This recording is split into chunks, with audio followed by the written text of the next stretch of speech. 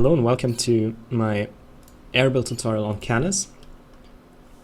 When you play this map, you want to make sure that it's called Canis 4v4 Special Edition or Canis 5v5 Fixed Hydro or Fixed Edition, because there's a version of this map where one of the top players has broken hydro due to the terrain, and the hydro is there, but there's like a hill obstructing it and it can't be built. And you want to make sure that you play on the right version, and if you're hosting or somebody else is hosting, tell them to like switch to Special Edition or Fixed Edition or Fixed Hydro Edition. Okay, so Canis is a map with a ton of reclaim, as you can see, and there aren't many trees, and the trees don't come in groups, so they don't give all that much power. But this is a map with a ton of rock reclaim. And that's why building tons of engineers is important, and you want to have them in the right places. So I guess you need to know where your expansion is, where your reclaim spots are, and you kind of need to balance the amount of engineers and other units, which you get on pretty much any slot. And for air player it's pretty easy, you just need fighters, scouts and engineers, so no tanks really. And you're not expected to get any tanks at all. We start by doing standard hydro rush, and since we are supporting our ACU with the first engineer that's building the hydro, later when it builds power generators, we get one extra power generator, just like in the third air build order, except we power the engineer instead of a factory. So a hydro and 3 power generators is going to be enough to power the air factory, the initial builders and the land factory. Our first engineer takes this expansion route. It grabs this massive structure on the way, crosses the river, and grabs reclaim and this massive structure. So our expansion is in this box.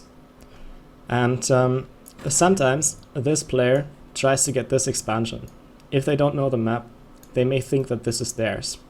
Some air players may think that they don't have an expansion to begin with.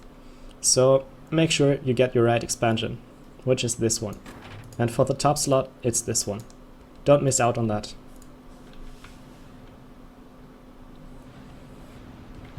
Our third engineer is going to start reclaiming over here.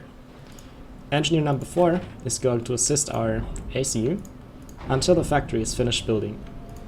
When the air factory is finished building, our ACU will move to the top side.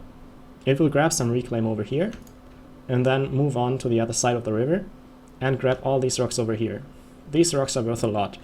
So it's pretty much standard that the air player's ACU goes to this position and for the other team to this position. For the front player, this means that he sometimes temporarily faces a 1 versus 2 situation, but this is normal. So as a front player, you should bunker up a little bit and maybe get some upgrades so you don't get killed that easily. But back to the air slot.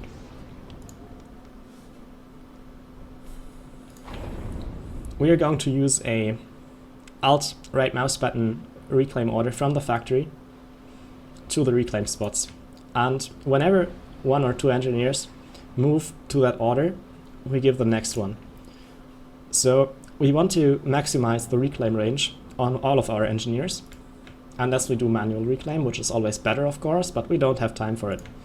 So whenever we don't have time for it, we use this Alt right mouse button factory ground attack order, and we are making sure that we don't have too many engineers using the same order, because if we drag it around later to switch the area in which the engineer is reclaiming, we have more control over our engineers if they have separate orders rather than the same. So try to frequently change this order from here to here and so on, right? We have 2 engineers building power generators at the beginning, and later we add 1 more. The reason is that 1 massive structure upgrade consumes the power of 3 power generators.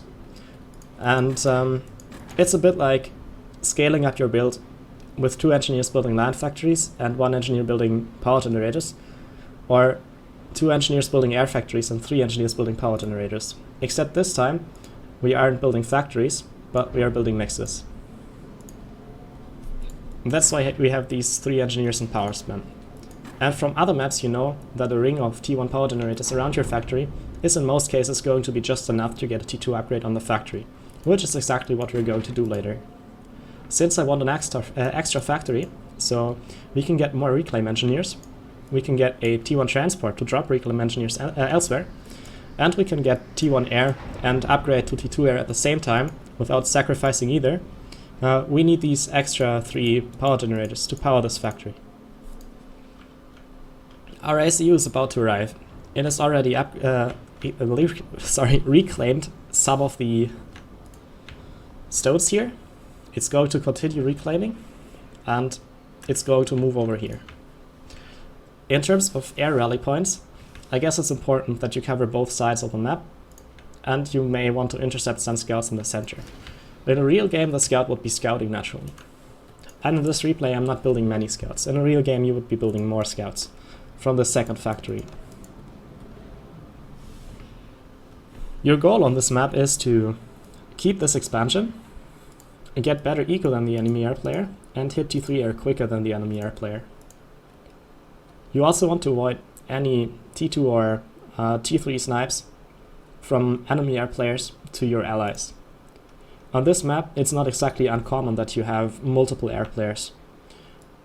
This and this slot is considered the T3 air rush spot pretty much. But you have an eco spot over here and an eco spot over here, with this and this as the starting position, and the top spots for the enemy team. And these players have so much eco at their disposal that they can choose to go air as well. Since the map has many choke points, it is not exactly hard to bunker up and defend these with point defenses, or a gun ACU maybe. So instead of building units, they can go for air. And whenever you scout and see that you are basically playing against 2 air players, and it doesn't really matter if it's just like 2 players making a lot of T1 air, or like your T3 rush opponent and a guy making T2 bombers or something like that, or maybe even 3 players going for T3 air, you want to tell the team so that people can either get an HP upgrade on their ACU and T3 mobile anti-air and stationary anti-air, or you let them play air as well. So the best way to counter air is air. And that's why multiple air players are best countered by multiple air players. But sometimes it also works out to simply rush them. But it's your responsibility to check out the enemy team for how many air players there are and asking for support from your team, or at least warning them in some way. We have built our standard ratio of 3 interceptors and 1 scout on Infinite, but we haven't built exactly many, because pretty much as soon as this power generator ring finishes, and we have the 3 power generators from to power this factory, we can start our T2 upgrade. And we are going to build 1 more transport before going to T2, so we can drop engineers over here.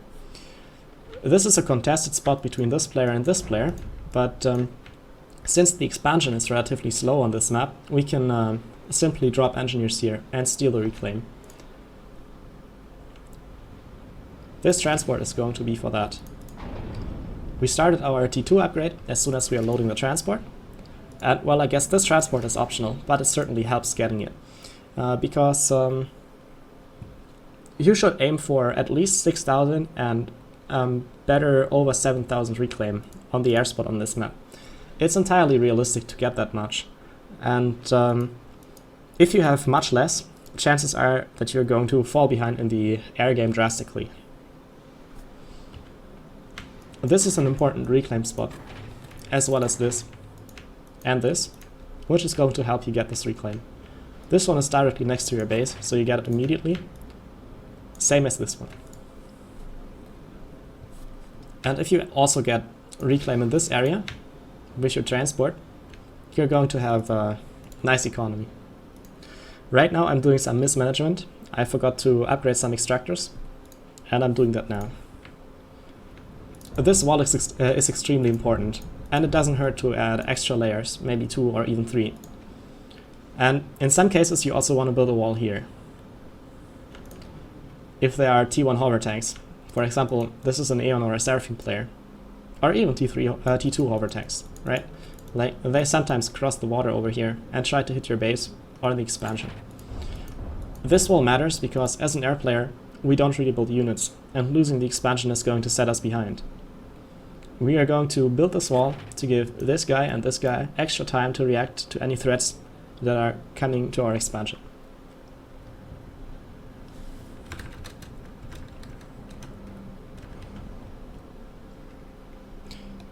When your factory is hitting T2, you want to retreat your ACU to this position, because it's underwater and it can upgrade without being too endangered. Torpedo bombers are more expensive than Mercies, for example, so this is a relatively safe spot. The only thing that can still hit you is TML or ground-fired artillery. If you get killed by ground-fired artillery, you can blame your allies, and if you get killed by TMD, then by TML, sorry, then you're going to use this T2 engineer to prioritize the TMD. And instead of building it here and here first, you would of course first build it at your upgrading ACU, because protecting the ACU is more important than protecting your mixes. This TMD engineer is quite important, because on Canis it is relatively common to use TAC pack or stationary TML. There aren't many mixes and losing them hurts a lot. We aren't getting any TMD in our base, because that's only relevant if an opponent manages to get in this position and TML us from here, because this guy is going to have TMD himself, probably. Or the EcoSpot player builds it for him.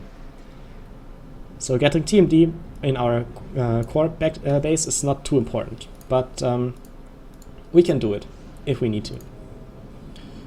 You know this part of the build order already. That's the same as other maps. We basically balance our eco flexibly between the RAS upgrade and T2 air. And I found that it is not really economic to go for 3 T2 power generators on this map, because you're going to mass stall. There isn't too much mass, even if you have high reclaim like we do. So it is often a good idea to just get 2 own power generators, and if there is ally overflow, you are going to add engineering assistance to your ACU. Right now it's minute 10 and we are finishing RAS. That's not exactly early compared to other maps, but it's okay for Canis. Our factory is still idling, because if we were upgrading it already, we would power stall. Just like on the other air slot tutorials, we are reclaiming our T2 power generators and putting the mass back into RAS. We already have the first RAS and we are getting a RAS. Then we are upgrading T2, and on the way back the ACU is going to build this TMD, and then moving over to the base to assist our factory with its engineering capabilities.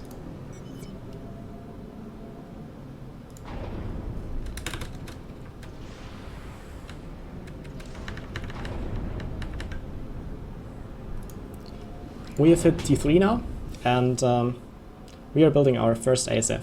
It's minute 12 right now. Again, this is not exactly early for other maps, but it's okay for Canis.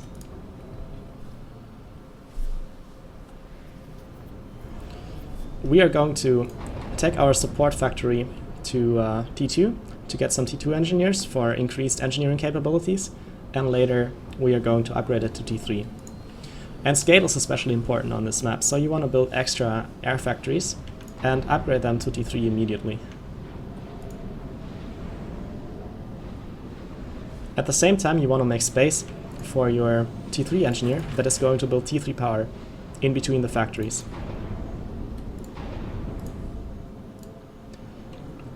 And probably the hardest part is getting the right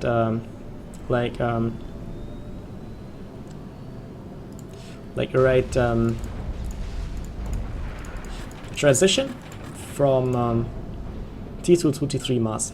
And in a real game, there would be tank wreckages everywhere, and we would try to use our transport, which we may have to rebuild if we get shut down, to reclaim as many tanks as possible.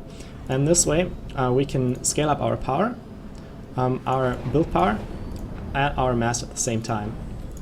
But if you have to choose between these, getting mass upgrades too early sometimes gets you killed. If you get extremely much reclaim from tank battles, then you can go T3 max before building the T2 pigeons. Like you would have one T2 pigeon, a T3 max, and then you would build 2 more T2 pigeons, and you can speed up your RAS in the long run. But you should only do that when you can really afford to get a T3 max so early, sponsored by Reclaim. If you don't have the Reclaim, getting a T3 max before going ARAS is going to get you killed. Another important part is the Omni. You should definitely get Omni. Like here I'm first getting T2 radar because my ACU is on T2 build power, and I'm upgrading it later. And we're going to build one more T3 power generator to power the Omni. And we have more factories than power generators now, but that's okay since we can easily switch them to engineers whenever we want to. So when you would power stall, you switch an air factory to T3 engineers, which are also going to add build capacity to your base, just like a factory upgrade would. And that's how we can keep powering the Omni until the next T3 power generator is finished. In terms of aggressive airplay, rushing strats is an option when you can see that you're going to get at least one strat and multiple ASFs before the enemy hits T3. Sometimes there is a lot of aggression around this river, and people tend to feel very safe there. T2 torpedo bomber snipes on an upgrading ACU inside the river can be very strong. And sometimes you can ground fire mercies and still hit a underwater ACU. So T2 air aggression can work out pretty nicely, especially if you have a teammate supporting you. The river allows for many out-of-the-box strategies, and many of them are centered around air and ACU play. So try to protect your team, and if you think you can get away with a T2 snipe and still manage to get T3 air at a reasonable timing, then you should. And of course, if you manage to T2 snipe your air opponent, then another player will be forced to switch into T3 air build. And this transition is quite difficult to do, so you're going to get a head start. And maybe you can even stay on the T2 and keep making gunships or bombers to kill the enemy before they can hit T3 in the first place, if you already sniped your air opponent. I hope this tutorial helped. The most important part is about your out-of-the-box expansion, which isn't exactly obvious to players who don't know this map. The vol is very important, and balancing your economy around engineering reclaim, as well as trying to get all the reclaim you can, even from other players, is going to help you a lot. Good luck applying this build.